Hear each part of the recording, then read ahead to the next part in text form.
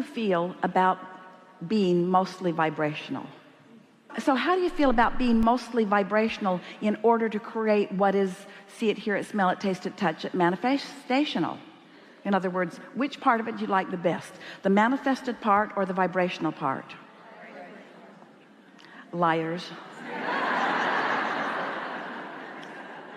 Well, what if you could have all of the manifestation that you want if you're willing just for a little while to let it be about how it feels just for a little while? Are you willing to just let it be about happiness just for a little while? It's a terrible price to pay, we know. To be happy anyway, without justification of the manifestation to support it.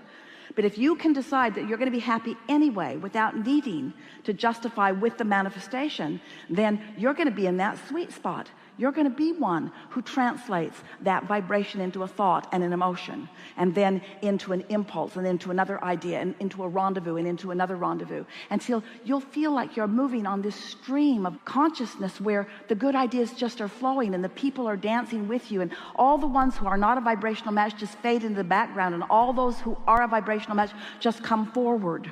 And people will watch you and they will say, what is it with you? Why do you move about with such ease and flow? And you say, because things are always working out for me, and I know it, and I don't need them to have been worked out before I accept that they are working out.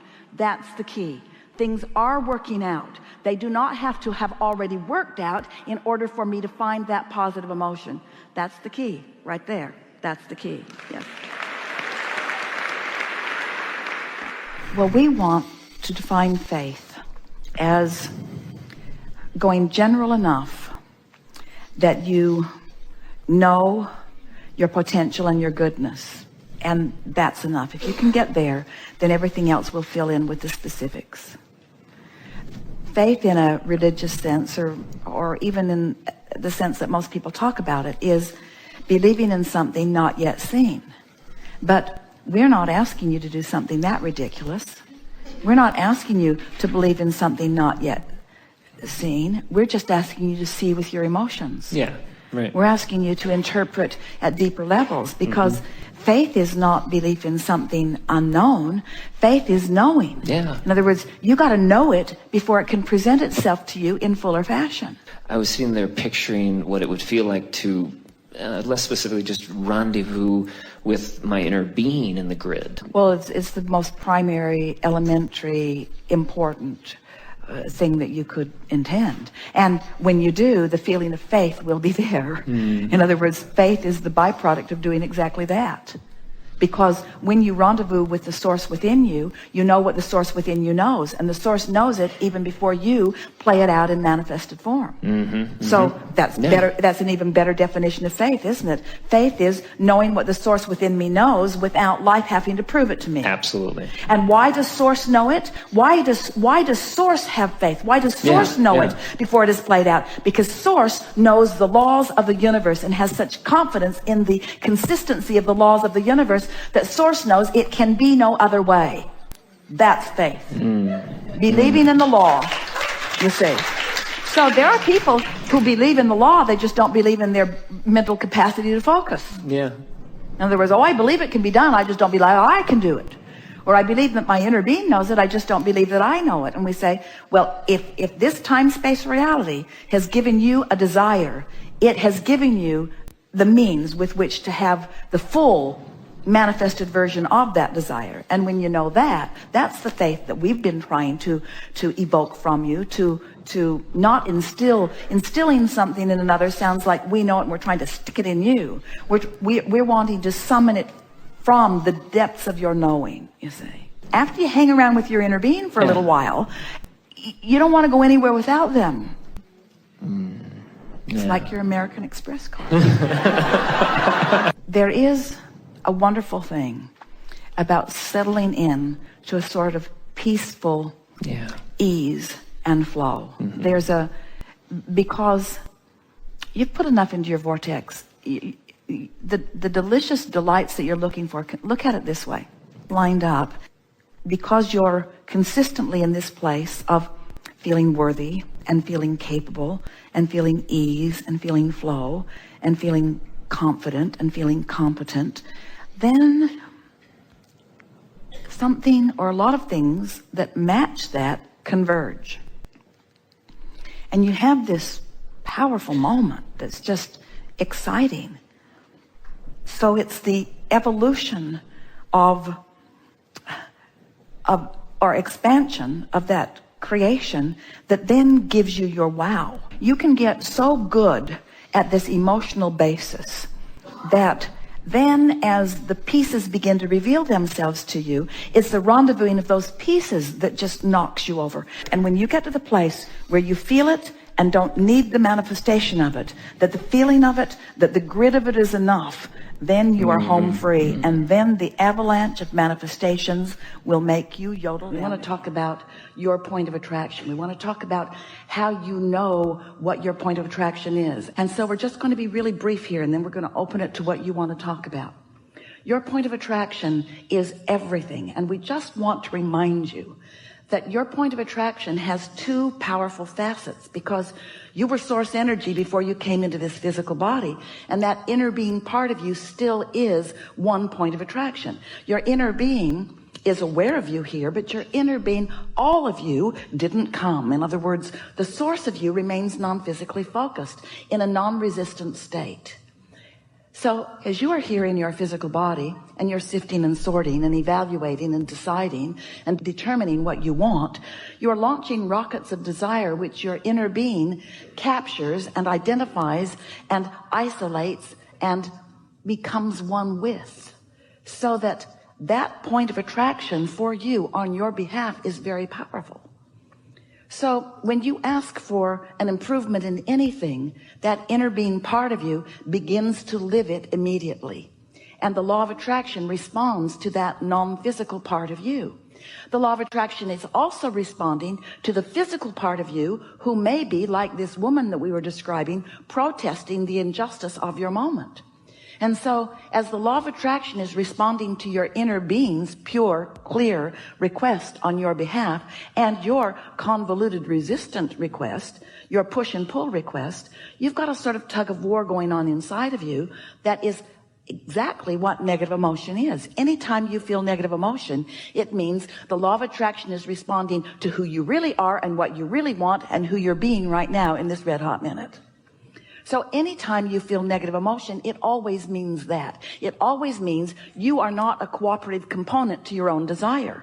You are the only holdout, because when you've asked and your inner being has become the vibrational equivalent of your asking, and the law of attraction is responding to that. And we want to remind you that when the law of attraction is responding to a non-resisted vibration, the power of that is unspeakable. This is the energy that creates worlds. So when your inner being is attracting on your behalf, it is a very big deal. And when you contradict your own request with your awareness of what is, which isn't yet sometimes, often, almost always the full-blown manifestation of what you're asking for, then you are the one, you in your physical body are the one introducing resistance into this equation, and you feel it, don't you? But when you are feeling joy or love or clarity or appreciation, when you're feeling those things that feel like interest, now that means that in that moment you're not contradicting. In that moment you are a cooperative component to your own desire. And when you are a cooperative component to your own desire, then you get to feel energy in motion. Then you get to witness things coming into place for you. Then you get to be the eyes on it, ears on it. You get to be the aware one watching you, allowing your creation to come into being right before your eyes. It's thoughts turning to things right before your eyes. Thoughts turning to things. That's why you're here in this physical body. You're here in a time and space that manifests so that you can see it and hear it and smell it and taste it and touch it. It's why you're here. And your inner being is not here seeing and smelling and tasting and touching and feeling. Your inner being is not having those experiences of your physical senses. Your inner being is the vibrational equivalent of all that you have become, and is joyously reveling in your expansion. So As we're visiting here today, we want to talk with you about whatever's on your mind. Whatever it is that you want some fine-tuning about, that's what this is about. But most of all, most of all, we want you to leave this gathering so aware of what your true point of attraction is, and so wanting and willing and practicing and becoming your own cooperative component to your own desires. That woman that Esther was watching getting onto the plane and watching as she was on the plane, she didn't become a cooperative component to her own desires until she fell asleep. And as soon as she woke up, she stopped being a cooperative component all over again. Because she is what so many humans are. She is so aware of the right now manifestation, such a conditional liver of life, that if the condition pleases her, then she's pleased. Hardly ever happens for her. If the condition doesn't please her, then she's not pleased, which means she just keeps getting more and more and more of what she does not want. But if you can find a way to get out ahead of it, to decide that you're going to be pleased before you stumble into something where you're not pleased, then you have a better chance of remaining pleased, even if you're standing in the middle of something that isn't pleasing you. And here's why we think that would be a good idea and not hard for you to do. When you ask for something, it is always logical that you're asking for something that isn't yet.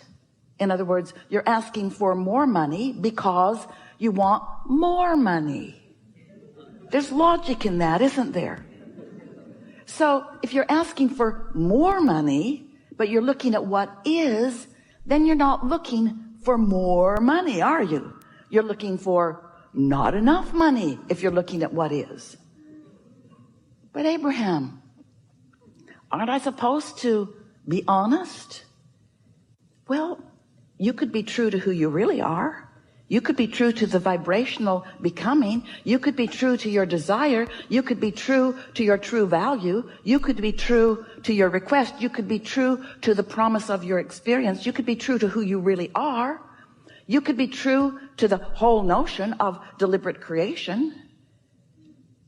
But as humans, sometimes you think that you have to be so objective, so you weigh the pros and the cons, split energy, the pluses and the minuses, split energy, the yays and the nays, split energy, the rights and the wrongs, split energy. Where if you could just use the power of your mind by caring about how you feel to figure out what thought your inner being is in alignment with. Oh, your non-resisted, pure positive energy, inner being, God's source from which you have come. If you could just figure out what that perspective is. It's not hard. When you're not loving, you can feel something's jacked up. When you feel insecure, something is really off. And it's not the world, and it's not the universe, and it's not the law of attraction. It's your perspective.